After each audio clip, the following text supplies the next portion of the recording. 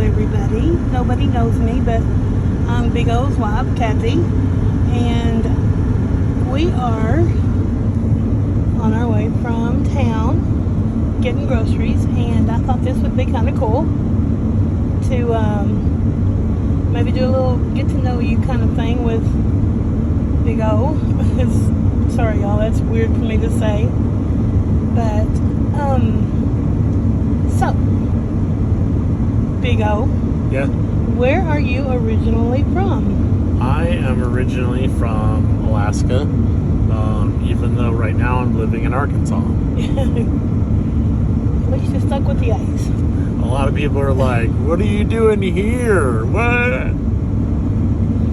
Which, I met my wife online, and I came down to visit her twice, and she went up to visit me and ended up staying 2 years, and then we moved down here to take We care got of... married, and I Yeah, we got married up there. Sorry, my bad. Yeah. Married in 2004, so we've been married 17 years.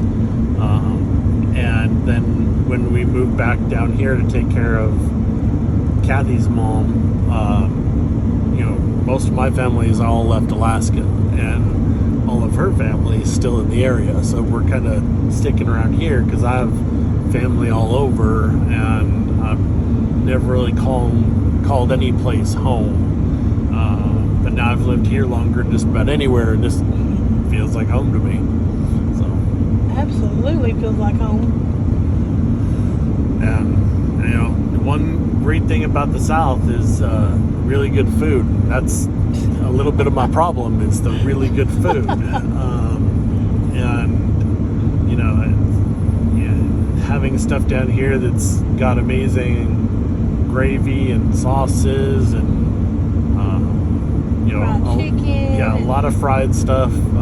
It's not always good for you, but man, it sure does taste good. And it's hard to say no to some nice French fries, some fried chicken, mashed potatoes and gravy, country fried steak, and really juicy burgers that like drip down your hands when you bite them. All that kind of stuff that you probably shouldn't have a whole lot of, but it's hard to say no to. I struggle with that a lot. I promise, it's hard for a southerner to live in Alaska. So. I didn't think it was that hard. To me, it looked like it was easy. But I guess I didn't know how hard it was. Now, if I tried to go back, well, I don't know that it would be too hard, because I lived in Anchorage, and in Anchorage, like, you can get stuff just about 24 hours a day, whatever you want. And down here, it's like a lot of stuff starts to shut down. In summertime, it shuts down when it starts to get dark. And up there, in half the year, it's more often dark than not. And everybody's just used to everything going all the time. But down here, except for the summer when it's daylight all the time. Daylight, the biggest part of the 24 hours. And you keep waiting for it to get dark in the middle of the night. It just barely gets dark for like an hour, and then it starts to get light again. Yeah, It does. I enjoyed that, but because it was something I had never seen before, so that was kind of cool to me. And do you have any other family members? I have a brother and a sister. I have an aunt and an uncle and a couple cousins. Most of this is on my mom's side of the family. I really don't have a lot of contact with my dad's side of the family, so I don't know how many uncles or cousins or whatever I have there, but I think it's a lot. Probably more than I can count. But like I said, I'm not really connected to that side of the family. And when you're not working, what is it that you like to do? I would probably say the bulk of my time is spent watching movies and playing video games. I play games on PC and I play games on Xbox. I do enjoy doing other stuff. I do enjoy spending time outside, and I like doing stuff with my wife, which is usually, driving around, going places, sometimes just driving around, not actually going anywhere in particular, just driving. And we used to do that a lot in Anchorage, and there were so many different parts of town that we could drive to. And down here, there's not a whole lot, so you have to get used to the mindset of you're driving around looking at nothing. Because there's no mountains, there's no hills, and like occasionally we'll come across like, a levee or something. It's like, ooh, we just got up on the mountain. That's about the highest rise that you get around here. Most of it's just flat, so you just, sometimes it is just nice to go for a drive and listen to the radio and just enjoy that. What's one thing that you miss most about Alaska? The smell of snow. A lot of people think cool. down here think that's crazy. They're like, snow doesn't smell, but snow, like when it's snowing, there is a particular smell in the air, and if you're used to being in colder areas, you probably know what I'm talking about. And there's a crispness in the air. You can smell certain trees just a little bit sharper, and I kind of miss that. I also miss being a little bit closer to water and smelling salt water coming off the ocean, and that's something, being kind of middle of the country and landlocked, that if I'm smelling something, it's usually whatever I'm cooking on the grill. Yeah, living where we lived in Anchorage, you had the mountains on one side of you and the ocean on the other. And then mountains on the other side of that. Anchorage is a unique place. They call it the Anchorage Bowl because you have mountains on both sides, and you got water kind of locking Anchorage in up against a mountain range, the Chugach mountain range. Right. And it's an incredible place to live if you like kind of a big city feel, but you still want to have some of the wilderness. Anchorage is an amazing place to be. They have hiking trails and parks and all kinds of other stuff, and just about all throughout the year there are moose that live in town, and other animals too, but you'll see more moose and geese probably than anything else that I can think of. I'm sure there are wolves in Anchorage here and there, but wolves are pretty smart and they don't get seen very often. But moose are just so big, they're like, whatever, And bears. Oh yeah, and bears. But that too, like, they're not often drawn into the city. It's more on the outskirts and some of the smaller communities that kind of Anchorage is, I don't want to say consumed, but picked up as the city has grown. It's called a municipality instead of a city limit, and it's a little bit different up there. Now, on the flip side, what is one of the things that you enjoy about being in this part of the country more so than in Alaska? I like being able to drive to just about whatever I want to. And up there, if you didn't want to fly somewhere, you're basically stuck. Because to drive down here to where we are now, 4,900 miles. It took 9 days to drive here. Because we chose to go slow. Well, yeah, you could have done it faster, but we didn't want to drive a whole lot at night.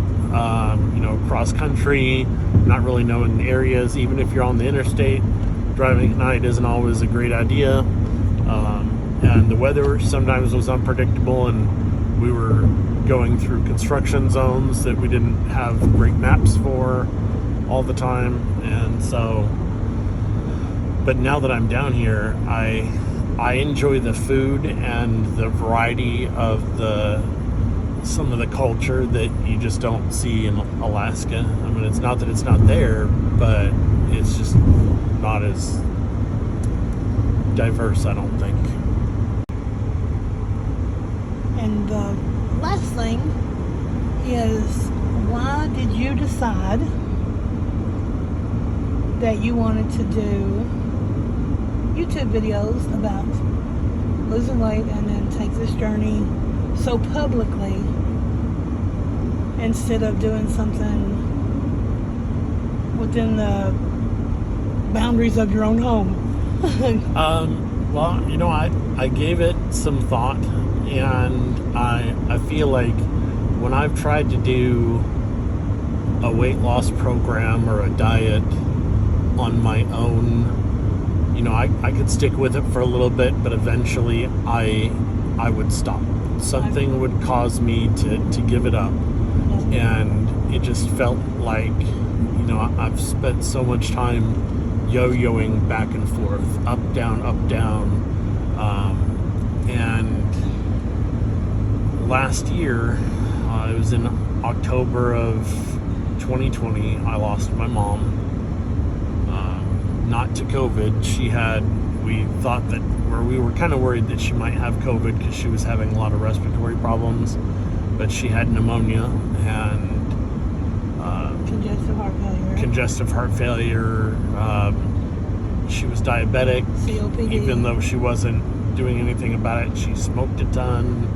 She had a gigantic medical history that I did not really know about, because when I was a kid, she sheltered me and my brother from a lot of the medical stuff that she was going through. She didn't want us to have to worry or deal with any of that. But then when she started needing help, I really didn't know what all to do. And she was very private and didn't want a lot of help, except on her terms, and her terms were pretty high. Like, it was really hard to care for my mom. And seeing what she went through with the respiratory stuff and her weight, I need to do something, and somebody's calling.